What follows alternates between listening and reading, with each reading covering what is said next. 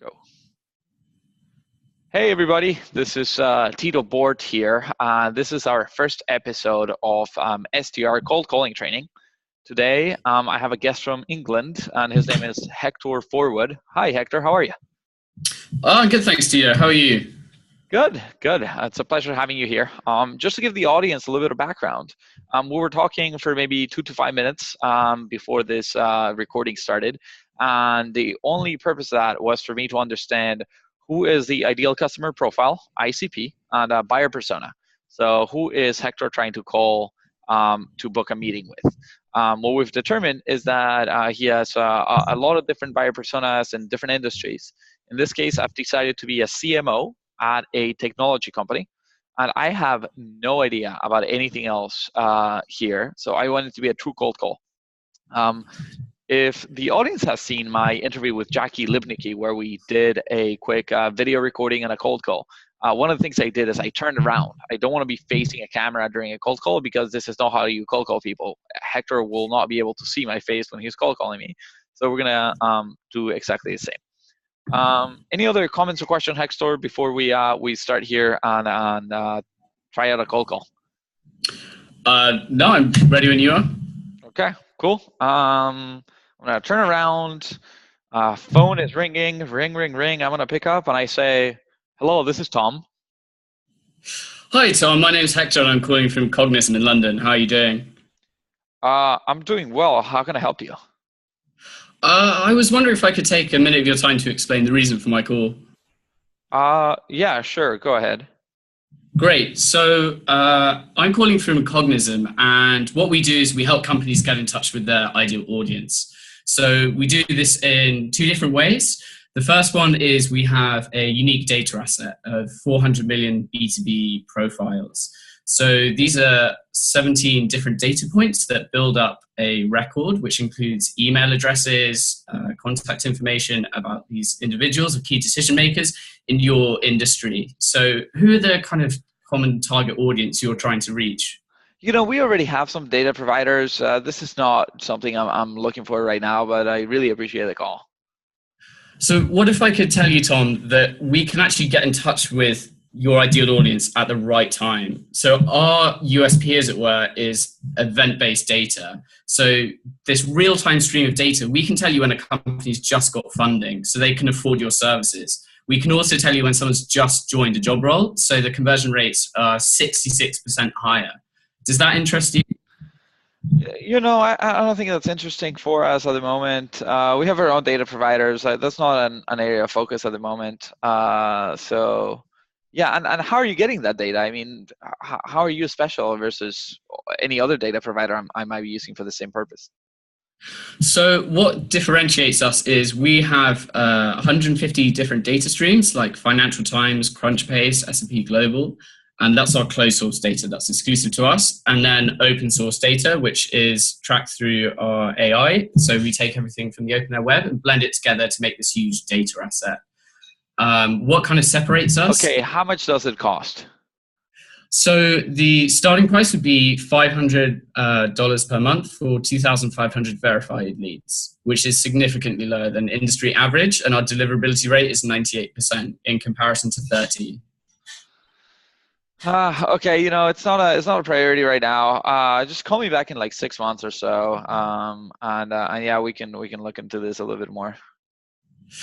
So one thing that I wanted to make clear before we parted ways was that we actually have a proof of value period at the moment. So we can actually help you with a lower cost for a period of 3 months, as well as you said that you had data providers already. We can actually clean and enrich your CRM data. So if you had already, 100,000 contacts, at least those are going to be stale, Tom. Yeah, we're already using some other data providers. So like I get your price point, but I don't have the time to test your quality right now, and it's just going to be too much of a pain. I have a lot of other priorities. We have events coming up, and I'm organizing my team for it. We're working on our outbound campaigns and so on. So at the moment, I don't have time. I'm happy to look into data maybe next year and see if you can help us, but it's not the right moment. So I appreciate your call, and yeah, feel free to reach back out in 6 months. Okay, look forward to catching up in June. Thanks very much for your time. Bye. Bye. Okay, cool. How is that compared to your regular cold calls? Was that easier, more difficult? What questions did That they was ask? pretty savage. Pretty average. Okay, cool. No, Okay. sorry, savage. That was usually Oh, they're a little. they're a little bit nicer. It was like going into the bear's den. Okay. What percentage of meetings do you think you book? Like if you talk to a person, are you booking 10%, I 20, 50? about 40% have quite a high conversion rate for anyone that I connect with, and also the way we've kind of positioned ourselves in the company is that we are becoming thought leaders in outbound sales, a bit like HubSpot is a thought leader in inbound sales. So one of the ways you do that is we are quite creative with our touch points and actually get much better re-engagement. So for example, in the demonstration, the call we just had, you said, let's get back in touch in 6 months, but actually we'd find these people getting back in touch with us after 3, through a combination of these touch points. Right. Yeah, that makes sense. That's cool. Now, this is what I want to do. I think I have your call, to be honest, compared to a lot of people that I hear calling, was way above average. I would say you're in the top 5 to 10%. Couple of reasons why I say that. You tried to provide me insights. You understood some of your competitive landscape. You understood some other data providers and what makes you different. You were patient enough to listen to me, and you were persistent yet professional. You didn't get too nervous or too pushy. So all those things I liked. What I do want to understand is a little bit more in depth now that we're not in the tension of the call. What does your product actually do? And see if I can find a different angle to then cold you. And then after that, we can dissect my call into different things that I'm doing and see if we can find any differences and see if those are helpful. So that'd be my best bet. So help me understand like how does the product actually work? It seems like you're selling me data and you have the best data in the industry. Okay. Yes. So we have kind of all of these key decision makers. So you can type in COO in the UK, in the automotive industry, and it will generate in real time all of these people's contact information. And then we have a inbuilt email marketing function, or not email marketing, sales solution. And the other thing we can do is if you already had a ton of data, we can also clean and refresh it. So, after a year, like an email address is probably going to be invalid because someone's moved job. And we can, essentially get it up to date, and then you can reuse that data. So help me understand here. I use tools such as Zoom Info. Right? So I can go type any title and they show up. I use LinkedIn Sales Navigator to figure out job changes and things like that. And then, like, for example, my company, we use a team in Philippines. I have a few employees over there who are in charge of enriching my data. So I can even have them enrich things that most people cannot. So when I talk to companies like Cognism, they come to me and they're like, I can enrich your data. And then you're going to give me like revenue estimates or like location and whatever.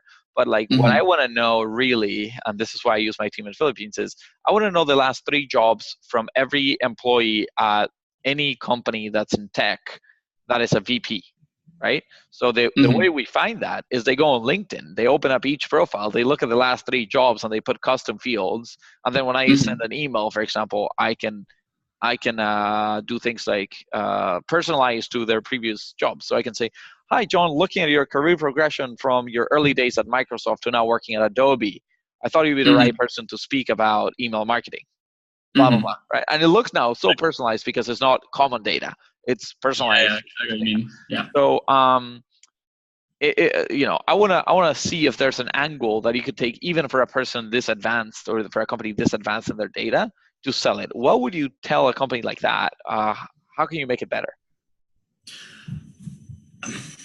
Or is it or like what are the usual angles? Are you usually just cheaper? Are you? Why is your data better quality. Like when we were speaking, one thing that came to my mind, even though I didn't mention it, was you have a lot of data, and what that Hmm. tells me is not all the data must be clean. So Hmm. you must have a lot of dirty data, and I just don't want to flood my system with like a lot of crap data. So I want to test it. I don't have time to test it, so I'm gonna wait 6 months. That's why I pushed you back, really. Okay. So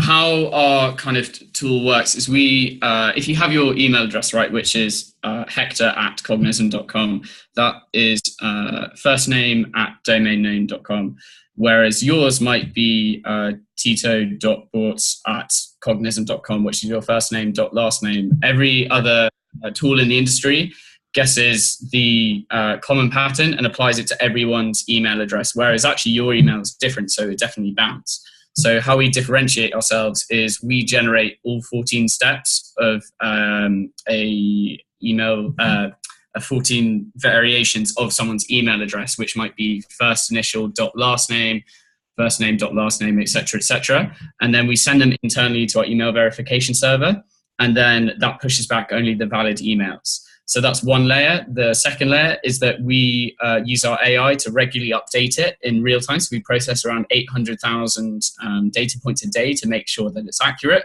And then the third layer is we have something called a data helix network, which is when something hasn't been researched recently, it's pushed there. Or for example, if a company's running a campaign with us and they found one of our emails to be invalid, it gets sent to the data helix, and then refresh and enrich through that, and then it comes back, which is why we have probably, I think 2 to 4% is our bounce rates on average.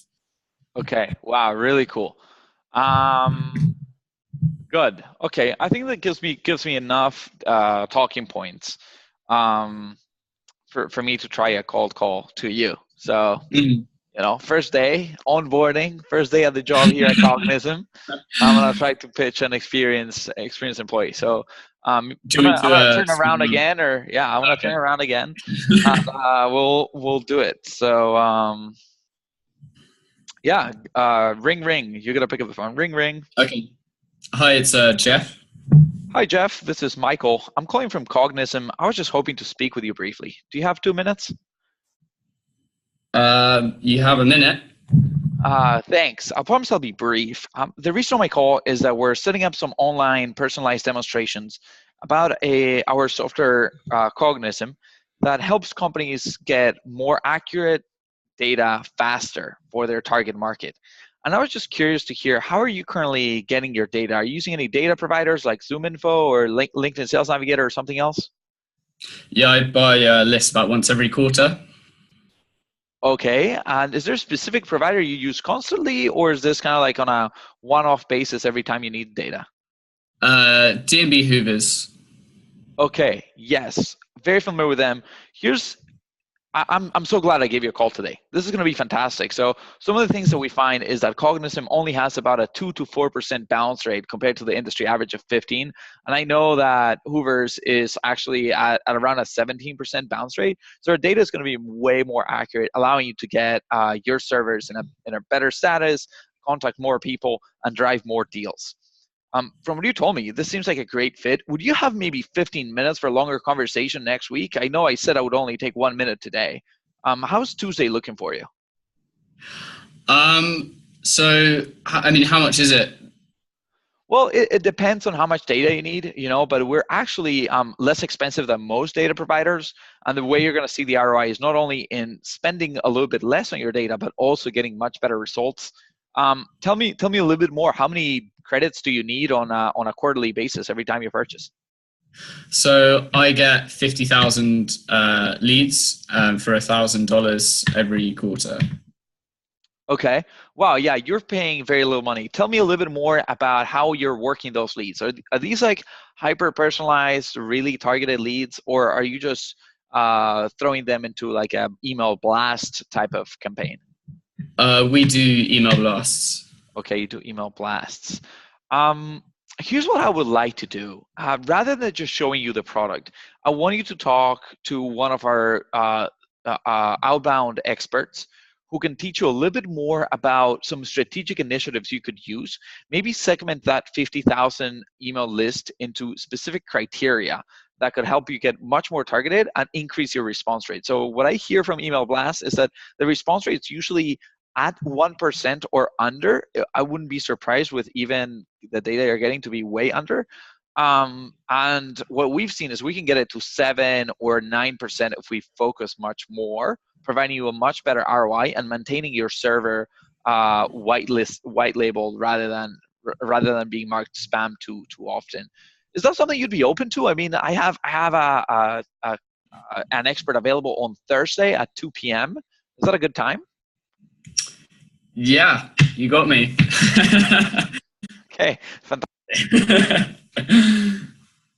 That was good. Okay, cool. So what did I do there that was different from your analysis? And then I'll tell you some of the secrets, right? The purpose is me coaching you a little bit and then coaching the audience on how to call. But Sure. But yeah, what did you see different on my pitch versus yours? So, I mean, one thing that struck out to me is I understand that you were initially try to push for a demo, and when I gave you some resistance to that, and explained that we went down a different path, and you angled yourself in as we can actually just help you with that. It doesn't have to be a demonstration, and we're just kind of giving you a helping hand to talk about your outbound sales process by segmenting the email blast that we were talking about, which kind of brought me back to center and then allowed you to close. Was one thing I noticed. You actually didn't stay on the phone that long. You tried to close me within, I don't know, 45 seconds, a minute, without too much backstory, which is probably a good thing. And yeah, I thought your kind of highlighting of the bounce rates was marginally better, I guess, and also, you know, kept stressing how much affordable things were as opposed to other solutions out there, with the kind of main points that I got. Right. Yeah. So those are good insights. Here's how my mindset works for cold calling. There's a few things I want to do. I want to be incredibly respectful of their time and keep it brief. Second thing I want to do is I want to make them feel like I know what I'm talking about and that my solution is aligned to their needs. And portray myself as an expert and get out of that call as quickly as possible, and even use the excuse that I'm going to keep it brief to say, I promise I will keep it brief. Let's talk next week, right? Which is very funny. I'm using kind of like a cold calling jujitsu. I'm grabbing there like, be brief, and I'm like, yeah, there you go. Now I got you. But it's in a friendly way, right? So ideally, the way you would use this and the way we use it here is we're very focused on our ideal customer profile, just like you are, because your technology does this, right? I wouldn't recommend this type of cold calling if you're grabbing a phone book and calling 50,000 people and just hoping somebody picks up. If you have a very ideal customer profile. I'm going to give you some tips and tricks here, some techniques and methods that I'm using on the call. One of the most important things and one of the biggest mistakes is when people ask for time. You're like, hey, do you have 2 minutes? Or, hey, can I grab you for a couple of minutes? When the client says yes, a lot of people who are cold calling just say, oh, great, fantastic, yes. And this is a natural reaction because you're excited about the fact somebody gave you time. However, if you think about the underlying psychology of it, if you say great or fantastic or awesome, it seems like a very selfish. It seems like you got me to take time with you, right? So something that I change there is I say, I appreciate it. I promise I'll keep it brief. Now we're in a conversation, right? You got to be very aware of the power dynamics, right? You never want to be too low compared to your client or too high. If you're too high or too low, it's a problem. Also, the energy dynamics. You know, if somebody picks up the phone, they're like, hello, this is Jonathan. You don't want to be like, hey, Jonathan, this is Michael. I'm calling from Cognism. Yeah. Like, no, bye, right? Same if they're too excited. So you got to thinking about some do some mirroring for sure. Yeah. Right. So one of the things I did is, you know, I explained briefly what we do. You know, hey, here's my product, and you always want to ask a question to start a conversation. What clients don't want to feel is that you're trying to book anybody. they're calling to book me in a meeting, and I don't care. They're just calling anybody. But if I ask you, hey, what data sources you're using? They're like, well, I buy a list every 3 months. Oh yeah, where are you buying those from? From Hoover's. Oh, Hoover's. Oh my God, I'm so glad I gave you a call. I am so glad I gave you a call because you're using Hoover's. What I'm making the prospect feel is this is a fit. You should be excited that you're talking to me. I can help you a lot. And therefore that should make him feel like they're taken care of. And then I say, hey, I promise I would keep it brief. How about we talk next week about it? Right. And at the end, if they're a good profile and I feel like they're not using best practices, from what I heard about your company and what you guys do, you said we're trying to be thought leaders of outbound. In the call, you expressed or you mentioned the fact that you're doing a really bad job as a company, right? As a prospect that I was calling, doing outbound, you're doing email blast to 50,000 emails. So I would assume that your company be willing to talk to them, show them a little bit why show them the article, show them the case study, show them everything, and say, if you change your mindset and instead of going 50,000 emails, 20% bounce rate, just blast it, and you go for 1,000 emails, hyper targeted, very specific, cadence like, mixed with phone calls, and we get it more targeted, you're going to get better results. And the best way to do that is actually to use Cognism. I think you would be able to sell that client. Yeah, that one was particularly easy. That just rang a bell because that's someone I spoke to last week. Cool. So yeah, hopefully that was beneficial for the audience to hear this pitch. And one thing that I do want to stress here is I had no idea what Cognism was. I'm new on this thing, and for example, Alti says we hired a lot of people who have some experience cold calling, and we trained them on products. I don't need to understand very in-depth technology. I don't need to understand if they have APIs or how their data sources scrape the web or anything. When you're cold calling, you're just trying to book a meeting. You're trying to look for the basics of things that will work. So I don't know. Hopefully that was helpful for the audience. I think I might be losing a little bit of connection here. Hopefully that didn't affect the recording. Sorry, I lost the last 5 seconds of that. Okay, no worries. I think it might be the internet a little bit coming in and out, but hopefully the audience got that. And we're gonna be posting this online. Anything else you want to try this again, or any other ways you can help, or do you think we should cut it here for the audience? We can continue to talk after we cut the recording.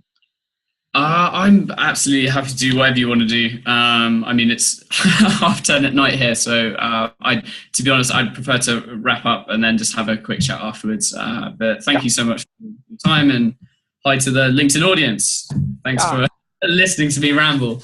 Ooh, awesome! I'm going to stop the recording here, and then we can chat a little bit more and see if see what else we can get from that. So thank you everybody for watching this, and yeah, talk soon. Yes.